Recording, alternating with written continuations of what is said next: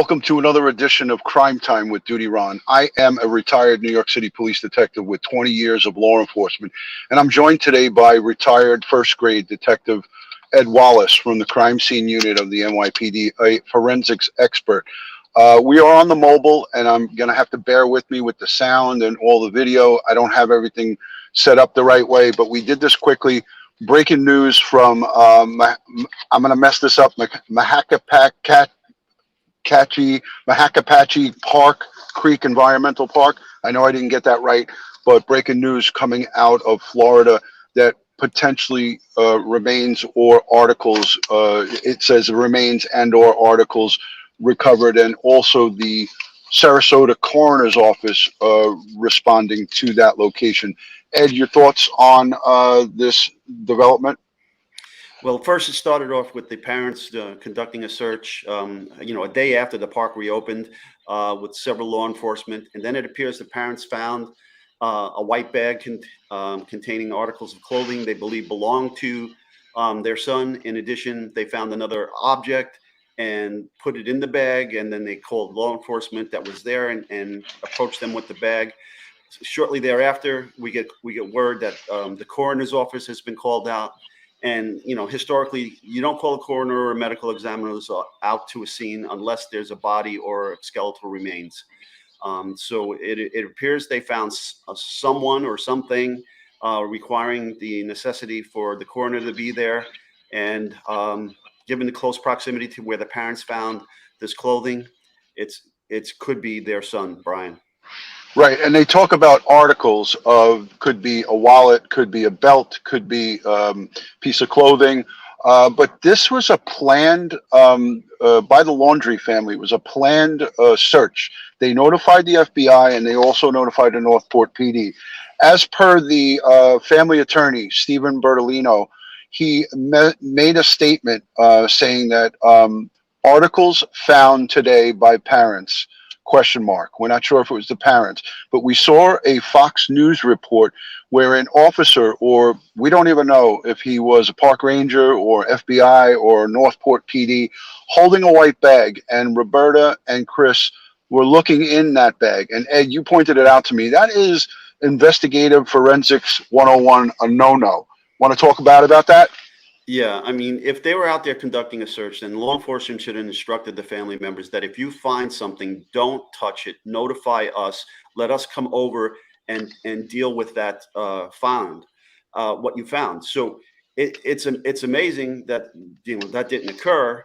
And apparently, I'm reading certain things on news media that at one point the father and several law enforcement officers went one way, and then the mother went another way, and then the mother comes back and she had found this bag and these items. So they should have been instructed, don't touch it. And then even after they found it and handled it and looked in it and touched it, they gave it to law enforcement, and apparently law enforcement, I'm not sure exactly who that person was. But again, with no gloves hands, the law enforcement officer took possession of it. Yeah. And also too, I would say this. How are we supposed to trust the Laundrie family when they've been so evasive from day one? And I'm only saying this as an observation. My observation is the following. From the get-go, there was zero cooperation with law enforcement and the family. Then they eased up, probably at the advice of their attorney, Mr. Bertolino, to try to help out a little bit and show good faith. So, making a statement overnight that we're going to go out in the morning and search for our son into such a far time into this. We're into this over a month.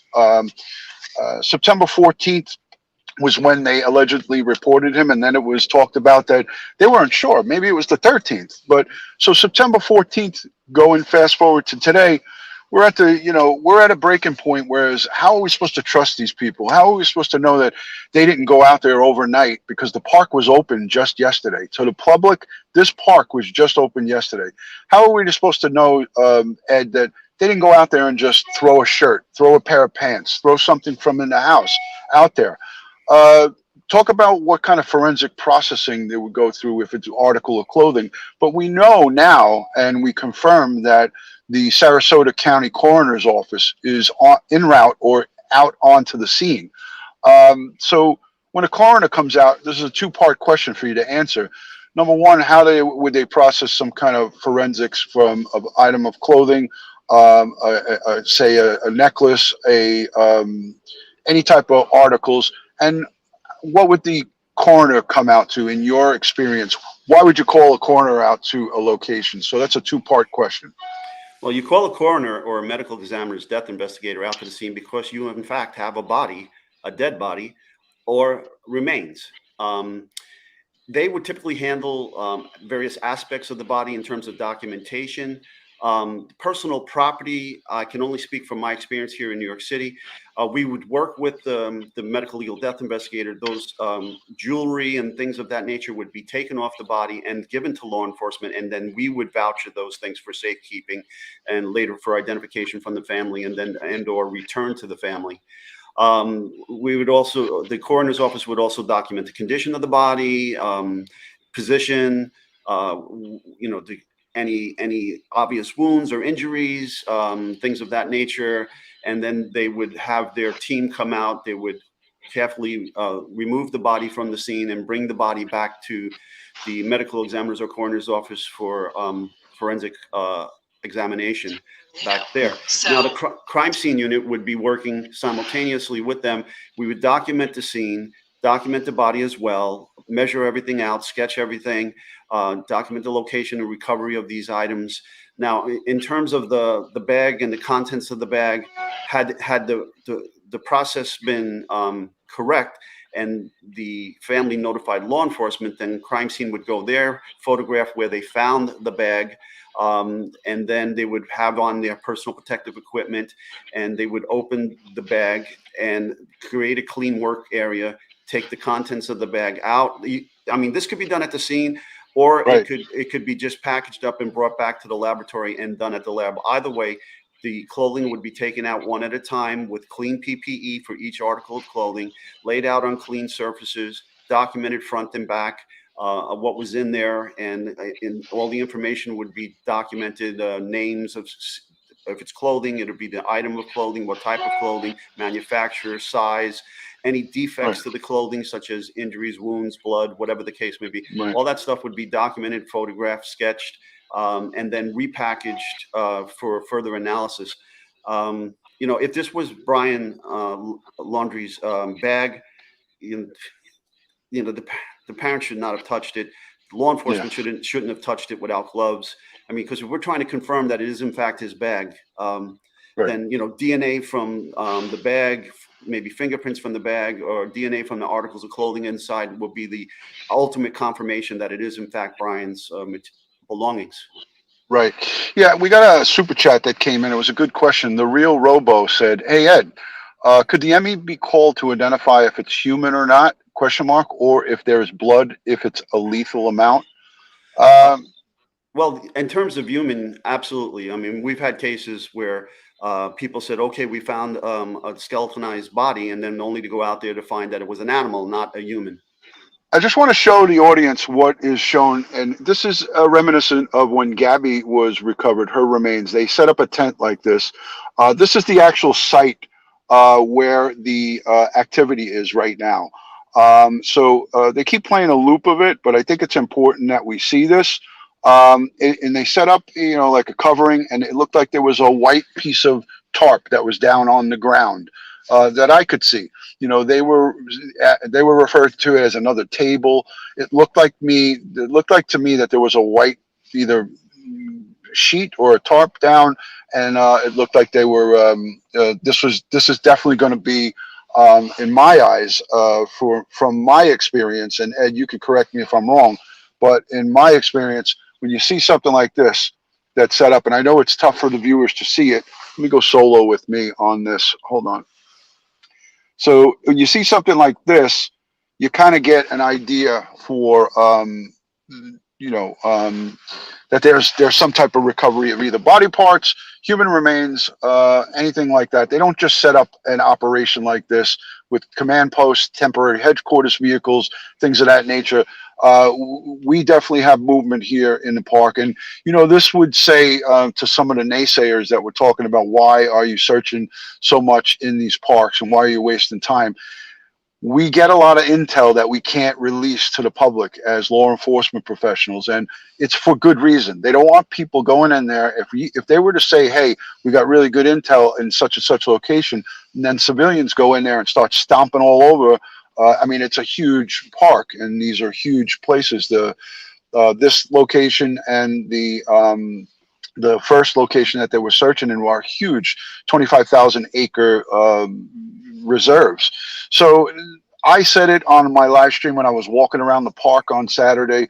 People asked me, hey, DutyRon, what's your feeling on this? Do you feel he's still alive? And I gave my opinion. You know, I said that I feel that he was not still alive. And this is by no means a confirmation. Just let the audience know, and I don't know how good my audio is. Just let me know in the chat if this audio that's in my ear is okay for you guys by putting a 1 in the chat. So this way we know you can hear me okay. But I certainly do not want anyone to think that this is 100% an identification of the human remains belonging to Brian Laundrie. We're far from that. But the medical examiner coming out is law enforcement, the FBI, the people who are charged with investigating this case. This is how they put a check mark in when they recover the remains, whatever it is. They take it back to the lab. They do their analysis. And Ed, you could talk about, and you did already, about the DNA and some of the way they can positively identify this stuff. I just want to reiterate to the folks watching that you don't call a coroner or a medical examiner out there for belongings. They don't come out just for belongings like clothing and articles of clothing and things of that nature. There has to be a body. There has to be bones or something to that nature. Okay. Human remains. Human yes. remains. Well, sometimes law enforcement isn't capable of identifying or distinguishing between animal and human remains. But if they're in a skeletized presentation, form. Yes. But in this case, you know, the tents, everything that's set up there. I understand also that dogs are being called for, and that the FBI's evidence response team is responding to this. So this is something big. Something big is happening here. Yeah, I mean, I concur 100% with that, because you wouldn't have this type of response if it was just, you know, a piece of a bone or some type of small article. This is large scale. And I want to say thank you to Rouse Trucking for the super chat. Also, let me say thank you for keeping us up to date. That comes from Rouse Trucking. Sunny Knight sent in a $10 super sticker. Thank you so much, Sunny Knights 68. Much appreciated. And Susan King sends in a $20 super chat, and she said Brian did the only right thing he could have done after killing Gabby. Susan, thank you for sharing your thoughts and opinions here with us. Again, this is breaking news. This is, you know, we want to know what happened. Is Brian Laundrie still alive? Is Brian Laundrie deceased? Did he take his own life? Did he, you know, did he get killed by wildlife out in the wilderness? These are all things that Barbara Butcher and Ed Wallace and myself will bring to you in the future if we have this information put out or put forward. I'm gonna talk with Barbara tonight, or try to get a hold of her sometime soon to get some of her thoughts on this. But right now we have major activity going on in the how is that pronounced, Ed? Do you have a better command of the King's English on that Creek Environmental Park? Is it Makahakchi? First of all, it's a Native American word, so I'm not going to butcher it. Yeah, I apologize to my Native American friends, and they're talking about it all over, but I'm not good with pronunciations, especially when it's neither here nor there. We know what's going on down, boots on the ground. There's many live helicopter shots, and they're actually, you know, Ed, I saw from the shot earlier that some of the folks who were protesting out in front of the Laundrie home, I recognized some faces. So some of those folks that have been active in the protests out in front of the Laundrie and Brian Laundrie's sister's home, Cassie. Um, I saw them there, and the Northport PD uh, was there to do some crowd control. So again, many reports will come in. We're not going to talk about something unless it's confirmed by law enforcement or we have good sources. I know, Ed, you were able to get us some decent, good intel that, in fact, the coroner's office was dispatched, and that was tremendous.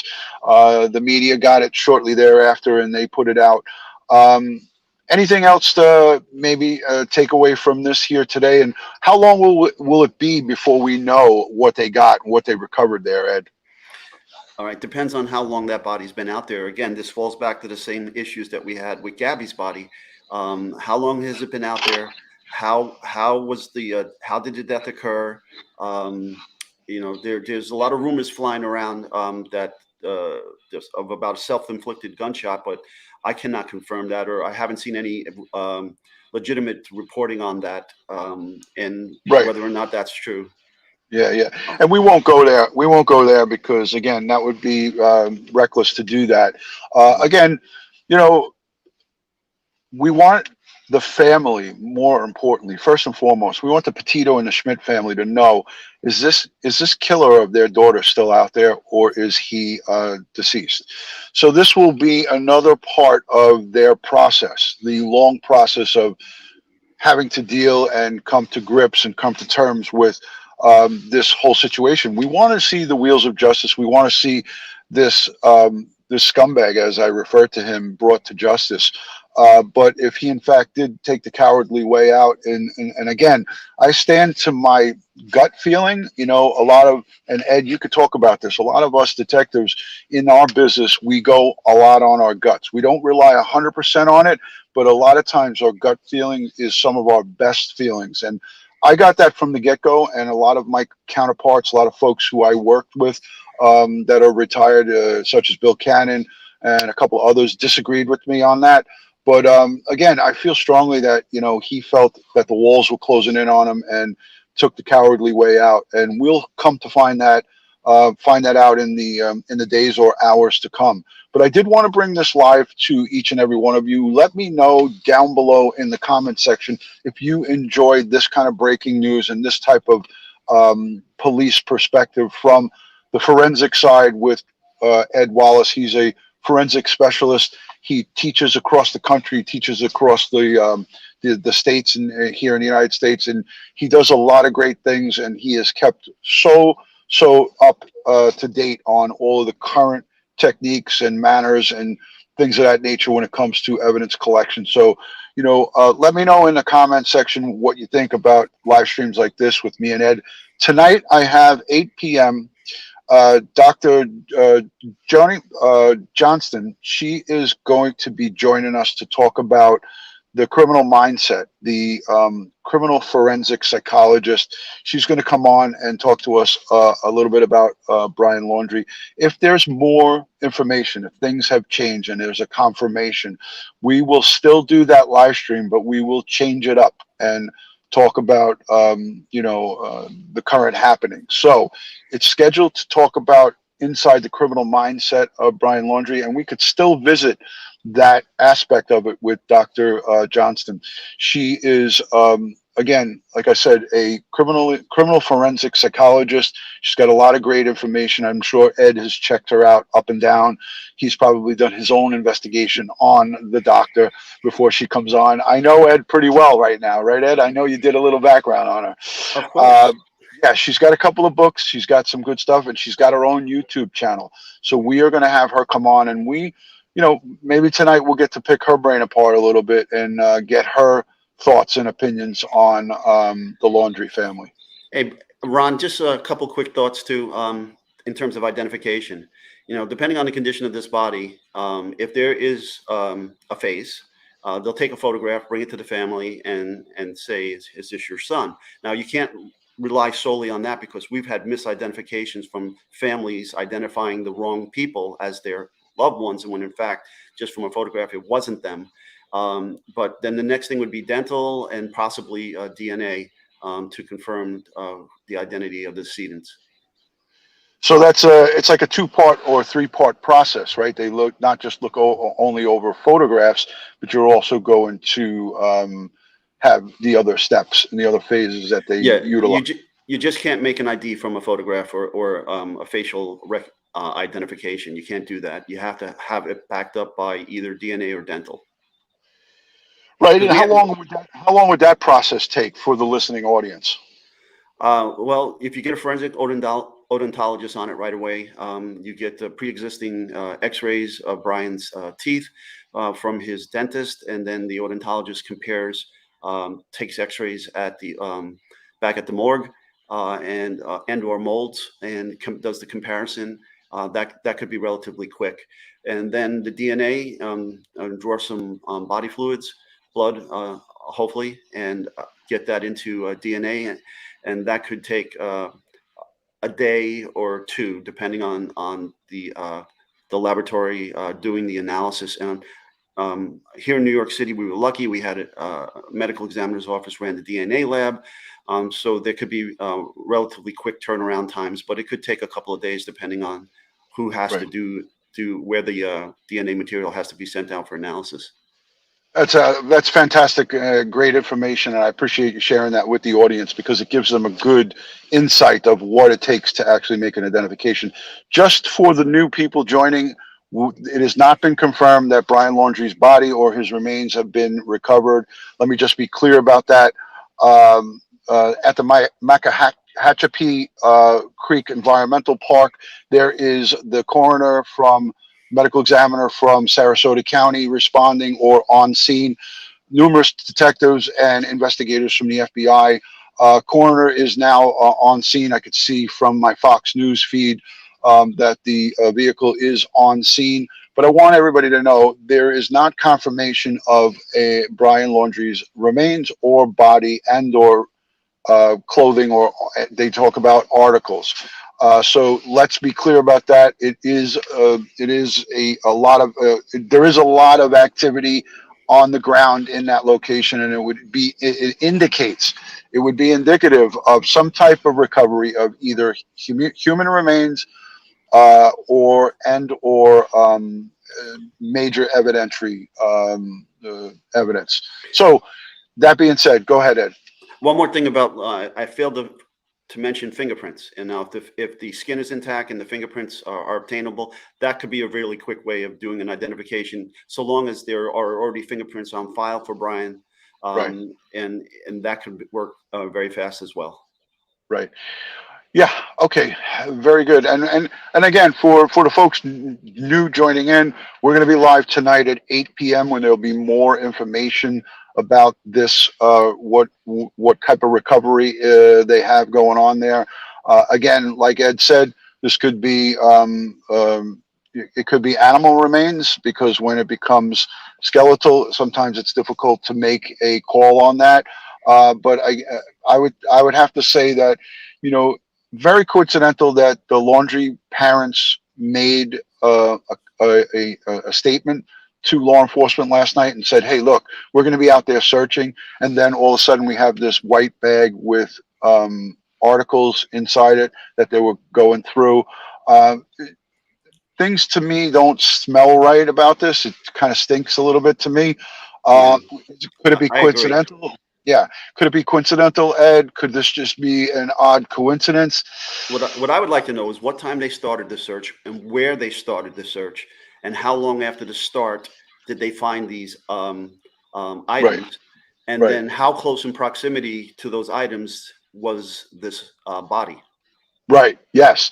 And that would be, again, the parents, we do know the parents know about some of his favorite spots where he liked to go. Okay. But if they knew about these spots, why is it now we're over a month? September 14th, they reported him missing, right? Allegedly. So September 14th, what are we at? The 20th now? Again, it just doesn't make sense to me But a lot of things don't make sense to us when we solve some of these tobacco's that we get involved in, and some of these capers, as we used to call them, right? Uh, this is a bunch of rabbit holes and a bunch of twists and turns down a very, very winding highway. Um, Anything is possible. So again, right now, the coroner does not get called out and the full package come out to the scene if there's not what they believe to be human remains. Okay, so again, I feel strongly that news is reporting that potential Brian Laundrie's remains have been recovered. We know this, that his parents were out there early this morning. We don't know what time they met with law enforcement. Were they there first? This park is open to the public, Ed. Don't Yes. forget, they opened it up to the public yesterday. So on Tuesday, the park was reopened, and they could have camped overnight, as far as we know there. I don't think that they have cameras rolling inside that park. So uh, again, this is breaking news. We are going to cover it as it unfolds. And Ed, I'm sure you'll be looking at it from your end. And I appreciate you taking out the time out of your busy day today to come. We're doing this mobile. This is actually a first on Crime Time with DutyRon. I never utilized StreamYard with a guest like this, and I can't wait to listen back to it and see how it sounds. But you're at home. I'm in the mobile. I'm outside in my parking lot at my office, and I think that if this went well, then we'll continue to be able to utilize this method.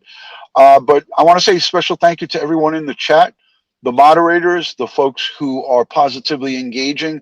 Again, we don't like to jump to conclusions here, but this is a search for Brian Laundrie. This is an operation that they are looking for Brian Laundrie. It doesn't mean that they didn't come and stumble across another set of human remains or another parts or a full intact body of another person, perhaps. So Yeah. let's keep that in mind until we get a confirmation. As Ed always likes to say, we need to wait for everything to be confirmed. And Yeah. that's So another question too, Ron, is that did they search this area previously? I mean, because yeah, they were there quite some time searching this area. Now, I've had a case here in New York City where I was called out by Internal Affairs to search a location prior to a defense attorney who was representing clients alleging a misconduct on the part of the police department members in Queens at a specific location. I went there, I searched, I photographed, and then the next day, the detectives from IAB went there with the defense attorney, and lo and behold, they found evidence of the defense attorney's allegation that can't be seen in my photographs from the search the previous day. right. Wow. Unbelievable. Yeah, so anything is possible. We're getting something in the chat. It's saying partial human remains have been found that were once underwater. They just announced. Thank you, CC, for that. We don't know if, again, where that's coming from, but CC in the chat, thank you for reporting on that. Single mom of four, thank you for being here. Let me say quickly hello to some of the folks, again, joining in the chat. Pop Rocks, thank you for being here. My King of Kings. Janelle Keene, checking in from Washington, the state of Washington. And thank you for all the people who are channel members who have left and taken out super chats, who support us through Patreon. Go over to DutyRon.com where you will find everything, all DutyRon, my social media, Instagram, Facebook, Twitter. I have a couple of Facebook police and crime chat groups. We got to get Ed in there if he's on Facebook. I'm not sure if he's on, but if he's on it, we got to get him in there and chime it up with some of the people. Paula K says, could he have faked his own death? Anything is possible. Could this be a distraction created by the Laundrie family? Anything is possible. I'm not saying that it is, but I don't, as investigators and law enforcement professionals, you have to look at every possible aspect here. And that is not off the table because, again, these are the folks that haven't been forthcoming and honest, I feel, from the get-go. So, Gerda, thank you for joining from all the way over in your side of the world. Thank you for joining. Who else is here? Hello, Luda Lee from Croatia. Thank you for joining in Croatia. Awesome to have people from all across the world chiming in. And that's what I love about YouTube and this live live streaming, because you get to have conversations real time live with people all across the globe. I have had people as far as Osaka, Japan, out in the middle of the Pacific Ocean in Guam check in with us. Hello from Greece. Thank you, Sugarland, for checking in. Queensland, Australia is here. Thank you for joining from Bakersfield, California. Who else is here? That's Diane Baker from Bakersfield. I think so too. Thank you for joining. All right, listen, let's wrap it up. I got to get back into the office. I know you got to go to work. Any final words for the audience for today? Well, I see that someone said the body was found underwater. Well, that could have a whole host of decomp associated with it, known as adipocere or Graves' wax, because when you're in a moisture environment, your skin kind of turns into soap. Right. So that could help in the determination of time of death as well. Yeah. So we're going to look into that and see if that, in fact, is something that will be released to us, because don't forget, again, a criminal investigation is still going on, but if his remains are recovered, then we don't have a criminal investigation as far as going after Brian Laundrie. Now, I want to just throw this out there. I want to stir a little bit of the juices up. If in fact this is Brian Laundrie and we get a confirmation, are the parents off the hook on this, Ed? I don't think so. Me personally, I don't think so. But I don't think, again, anything is possible, but I don't think that they, the investigation will stop. I think that they may look at what their involvement is, if any, and see what they knew and see what they did.